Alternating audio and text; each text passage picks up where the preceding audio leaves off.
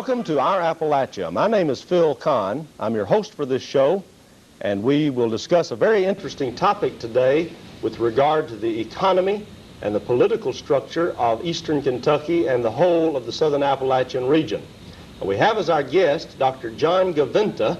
Dr. Gaventa is with us from East Tennessee, but he has very strong ties with eastern Kentucky and all of the southern mountain region.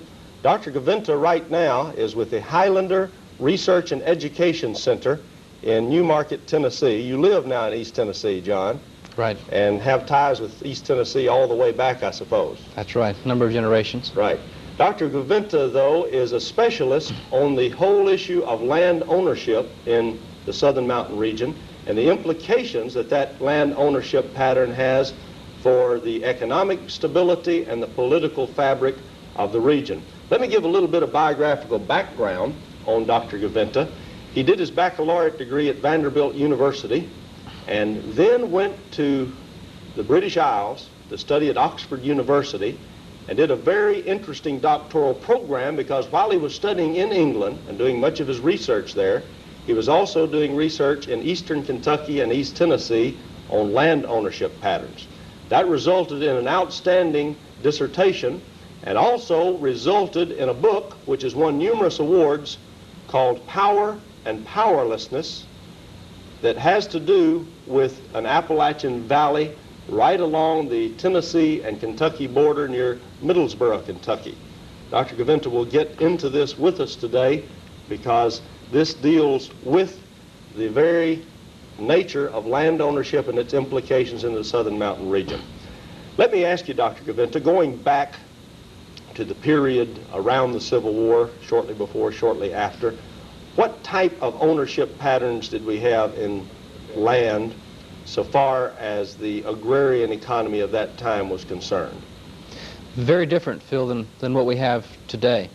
In the particular valley, the Yellow Creek Valley of Middlesboro, about which this book was written, there was a sparse population, but land was divided relatively equally amongst 60 or 100 families who shared a lot of the resources, who shared a lot of their work, and who depended upon the hillsides for growing their crops, and basically an agrarian economy.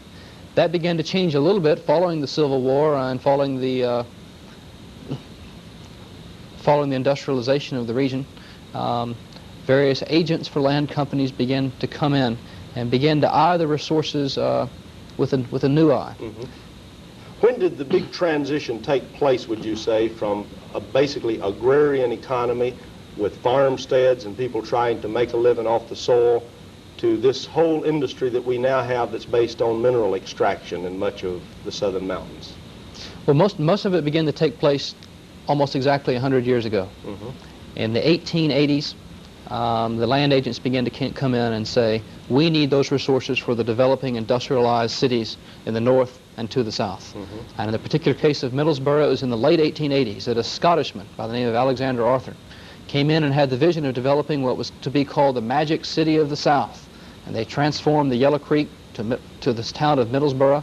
And 3 or 4 short years, it had just about as many people as it does even to this day. Mm-hmm. And in the mountains and valleys around it, the land was transformed from small individual ownership to a large block of 80,000 acres, which up until very, very, very recently have been owned by a British company called the American Association. Mm-hmm. So that's 80,000 acres owned by a single corporation in that one region around Middlesboro, Kentucky. That's right, and they got it through many different ways. People ask, well, how did our forefathers give up the rights of the minerals to the large absentee corporations that dominate the landholding picture today? And I think it's very similar to some of the new transactions that are going on in oil shale and other things today. A lot of people didn't have much cash, but they had plenty of land and minerals. Mm-hmm. And when offered a little bit of cash, they saw that land and minerals were abundant and cash wasn't, and it was a very logical transaction. What they didn't know was what the future value of those minerals were going to be to the rest of the world and to the rest of society. And had they held on, had they developed better and more careful leases and deeds, the region would be much better off today. What are some of the other major companies or other major locations for development of the coal mining industry starting, say, in 1880 up until today? Eastern Kentucky primarily. Well, what was happening in the Yellow Creek Valley, led by the American Association, was happening throughout the eastern Kentucky coal fields. Along the big sandy area, it was buying up through a Paintsville school teacher named John C.C. Mayo. And many of those properties are now owned by the Kentucky River Coal Company in Lexington. In Harlan County, it's a very interesting development. I was just reading about it the other day, led by Franklin Delano, an uncle of Franklin Delano Roosevelt. And that company known as the Continue Corporation. Further over the railroads, particularly N&W Railroad, was very active. Throughout the region in that 1880s period, the region was hit very, very rapidly by outside capital wanting that land, wanting that resources. They've gotten the control which has pretty well dominated the course of economic development in the coal fields for the last 100 years. So in the latter quarter of the 19th century, we had a very rapid transition from individually owned farms to corporate-owned blocks of land for the purpose of mining.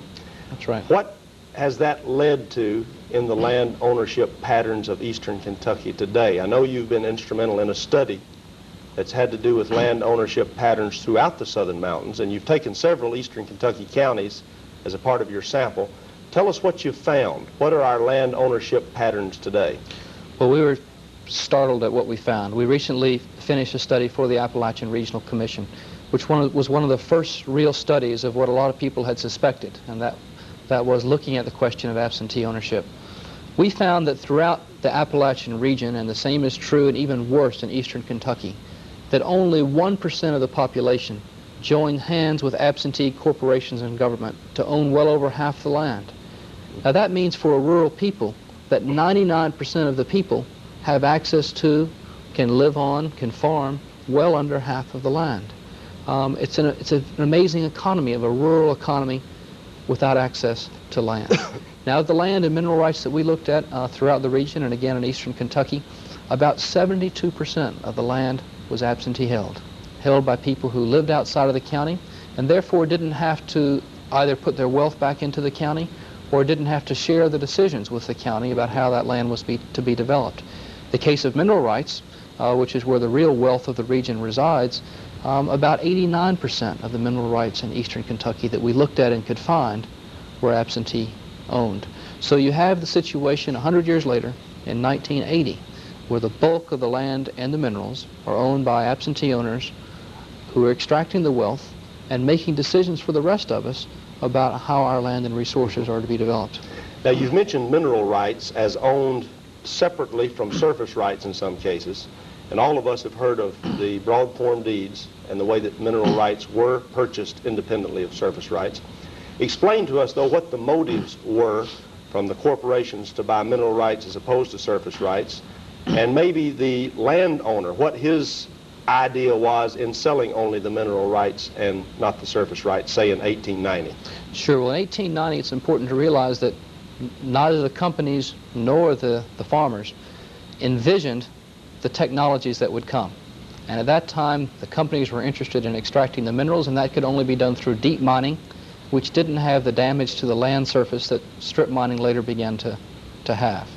And so the farmer, as I mentioned earlier, was interested in the cash and didn't see that it would affect the agrarian economy and his agrarian lifestyle on top. The companies were interested in the mineral rights. Of course, what's happened in eastern Kentucky, as I'm sure people know, is that those mineral rights have been sold off and sold off and sold off, so a lot of people don't even know if they own their mineral rights, or if they don't own them, they don't know who does. And in the courts in Kentucky, not so in other places, but in Kentucky the courts have held that mineral rights take predominance over surface rights. And so this has meant time after time that small farmers have been displaced from their land for the purpose of extraction of the mineral rights by the large companies. Now in other states of Appalachia, that situation is changing. And Tennessee, for instance, has just passed a surface rights law which gives the surface owner the rights over the mineral owner, which means that even if somebody else owns the mineral rights, they cannot destroy the surface or disturb the surface without the surface owner's permission. In effect, then, this either forces underground mining or it forces a mineral right owner to negotiate with the surface owner as to what would be a fair approach to taking out the minerals and disturbing the surface. And that's right. It allows people to have a say in what's going to happen today rather than to be victims of land purchases that for 90 and 100 years ago. But where mineral rights take priority, a person can do pretty much what he wishes with the surface? Well, they're bound by certain legal constraints, but as we know throughout Appalachia, many times once the company has gotten in there and gotten the mineral rights out, they haven't done justice to the rights of the landholder above. The issue of tax revenue coming from coal lands, of course, is before us in the Kentucky General Assembly almost every session. And one of the big questions is, how do you tax mineral reserves, particularly if they are owned separately from surface rights, in a reasonable and equitable manner? What is the situation now in eastern Kentucky? Do the owners of mineral rights, as distinct from surface rights, pay any tax? And if so, how significant is that as a source of revenue in those counties? This is one of the great tragedies of Appalachian development. I feel I first got into this question as a student, asking myself, why is it that there's so much poverty and such a lack of public revenue on top of such enormous wealth?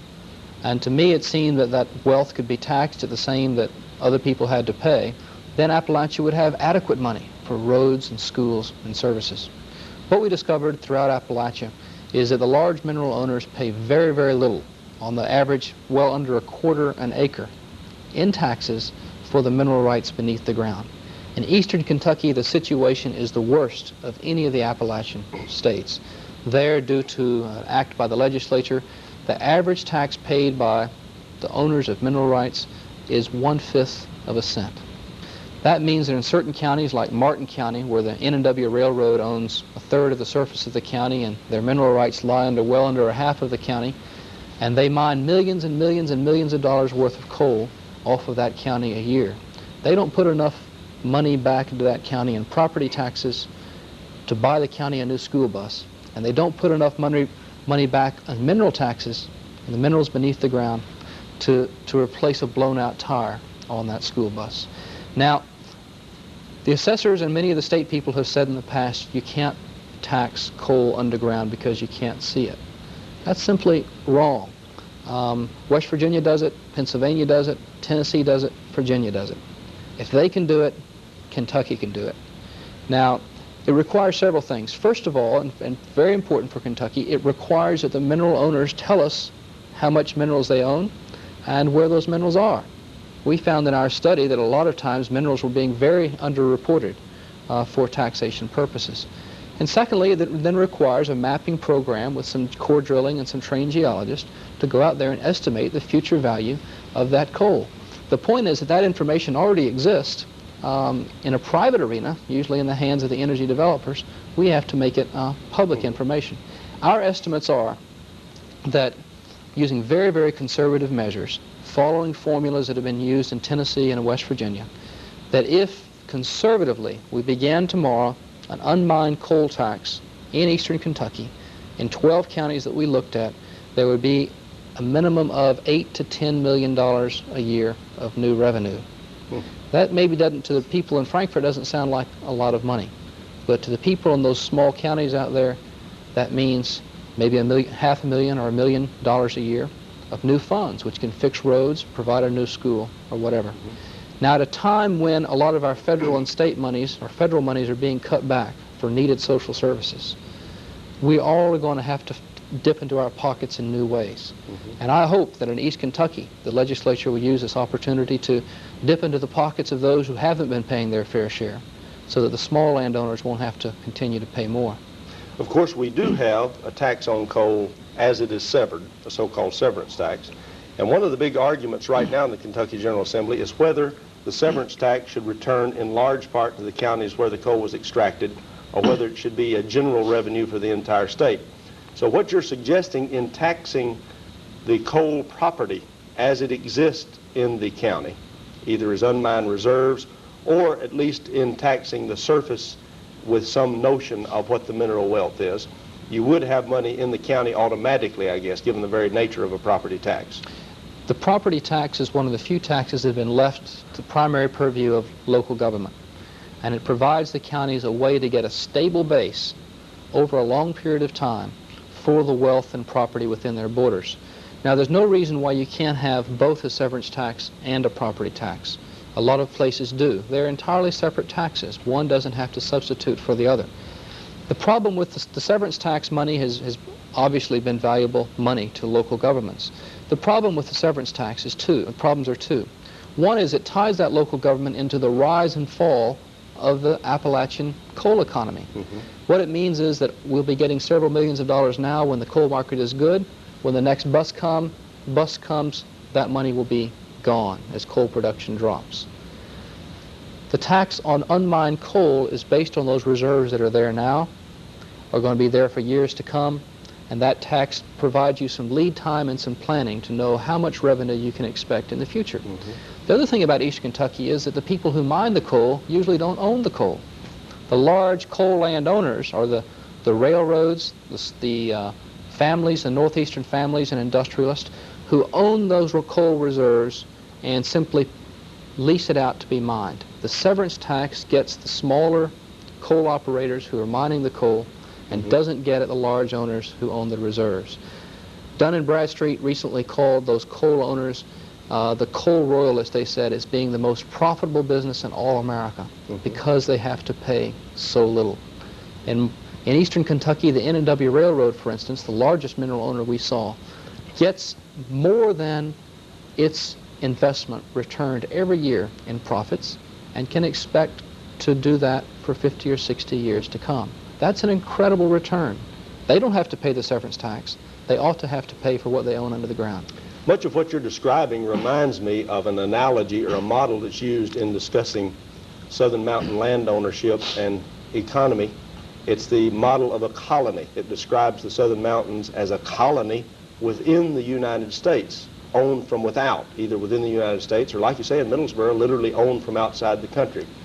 A lot of people feel that that's an outlandish model, that all we are really is a part of a free enterprise system where we're more heavily into production and extraction than we are into the more subsequent stages of industrial development. Would you comment on the colony model? Why this model, and does it really have any validity from the perspective of a political scientist? I think it has some, and in the late 1800s, Appalachia was referred to by the industrial developers themselves as a new colony. The British company, the secretary of the British company, when the founder of that company died, described what had happened to the Yellow Creek in Middlesboro as the process of colonization, and he referred to Alexander Arthur, who opened up the eastern Kentucky area. He referred to him as the Cecil Rhodes of Appalachia, and of course Cecil Rhodes was the great colonizer of southern Africa and Rhodesia. We're referred to as a colony because, like many colonies, the development comes from without, and people have very little say-so about how that development is to occur, and they get very little benefit from its wealth. Now, don't get me wrong, I'm not against development of our natural resources. I think we aren't a colony because we can't get over the fact that we are very much a part of a great industrial empire, the United States of America. I think we should remain that way, obviously. All I'm saying is, and I think what our study points to, is that if we are to solve the problems of poverty and underdevelopment and have the same access to benefits that much of the rest of American society has, then the rest of American society has to be willing to pay and to put back into our region what has been taken out in the form of natural resources. Back to the tax issue, though, do you have any notion in those counties where companies own both the mineral rights and the surface rights, do you feel that there is an equitable payment by those landholders for the land they hold as contrasted to small homeowners in the city areas or other developments? No, not at all. Why not? What's the problem there?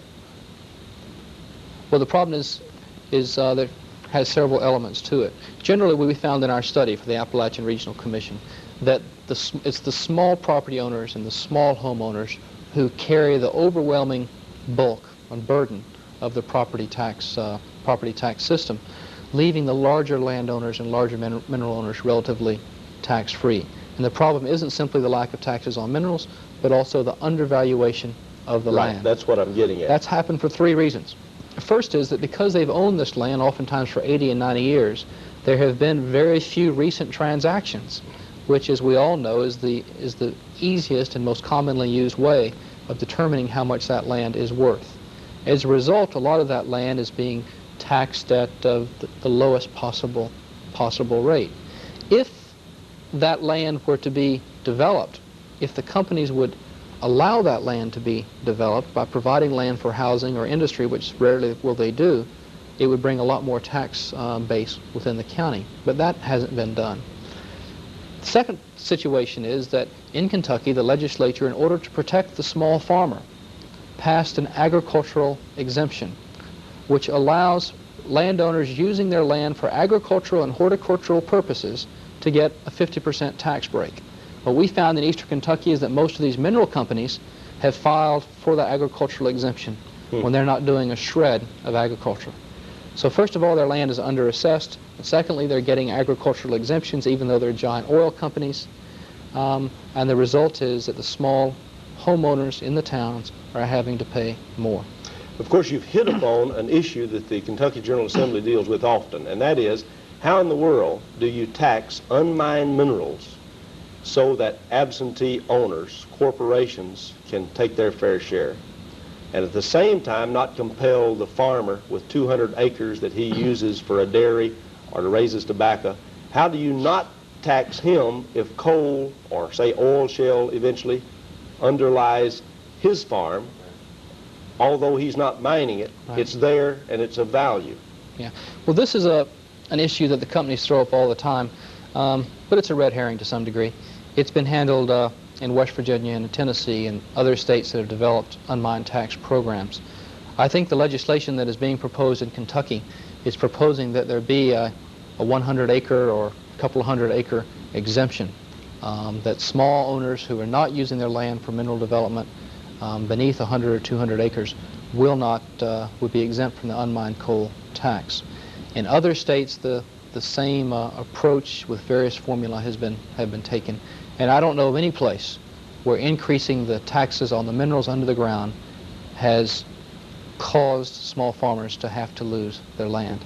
Because what it does, you see, if you do it equitably so that the companies do have to pay their fair share, it's going to mean millions of new dollars for local governments. Then the local government can either decide to invest that money in new services, or it can use that new money to lower the tax burden for everybody else. So in fact, allowing this to happen, the burden of which will fall primarily on the large owners, is going to create more tax money and in fact could lower the taxes of most of our small owners. Well, Dr. Gaventa, most recently we've had a lot of conversation in much of northeastern Kentucky about the potential for oil shale development. Indeed, a lot of folks are being approached now about selling their oil shale rights.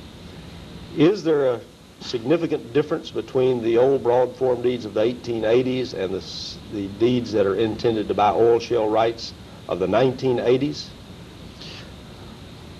Well, it varies according to the deed. There are primarily 3 oil shale developers in central Kentucky and northeastern Kentucky, and they're using different kinds of instruments.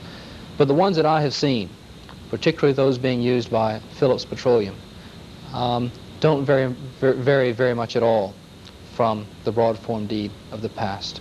Number one, what it does is tie up your mineral rights for years to come, which means that years from now, when new technologies or new conditions develop, that may affect your land in ways that you've never dreamed of, you won't be able to do anything about it. Secondly, a lot of the leases, they come in and say that they're interested in oil shale, but in fact what you sign away is all of your mineral rights underground. So there may be things down there that are going to gain value in the next few years that you don't know about, and you're going to lose the possibility of getting any return off of that in the future. And thirdly, this also will continue to have, in many cases, the impact of further colonization. I understand that one of the major leaseors of oil shale in this area is the Breckenridge Company, which is an Australian firm that is here trying to get hold of our natural resources. I think this part of the region is going through what I call the second great land transformation. It's happening throughout Appalachia. Industrial developers are looking at our land with new eyes. They're tying up the mineral resources much the same way that they did in the 1890s and 1880s. And I think unless we learn from our history, unless we learn from the mistakes of our forefathers, people will look back to this period and say, why do they do it? Why do they give up their future for such little return? I think people who want to learn from history and are approached by mineral companies now, I'm not a lawyer, I'm not giving legal advice, I'm just suggesting we learn from our Appalachian heritage, that if there's anything that we should learn from, we should say, don't tie up your birthright for years to come. If you want to develop, make sure that you have the ability to renegotiate that and to change it from time to time. If you're really interested in getting the value out of the land, wait, because if there's something there, the price is going to be going up. And if you're not simply interested in the value and the monetary return, which I hope people won't be, look at the potential environmental consequences. You know, oil shale development is an untested, untried technology. Where it's been used in the West, it has enormous environmental consequences. It disturbs a lot of land, it destroys water, it places toxic minerals on the surface, and the processing of it, the industrial processing of it, causes a great deal of environmental health damage. We don't know what this is going to mean for our region. Right. And so I hope we won't make the decisions now on the basis of what we don't know for the future. We need a heavy dose of both knowledge and caution, I suppose. That's right. You've certainly given us a lot of helpful information, Dr. Gaventa, and you've given us a real feel for the relationship between land ownership and the conditions of the region so far as social amenities and the economic and social conditions of the people. We thank you very much, and we're pleased that you joined us for this discussion of land ownership patterns in the southern Appalachian region. We hope you'll join us again as we take up another interesting aspect of our mountain culture and heritage. Thank you very much, Dr. Gaventa, for being with us.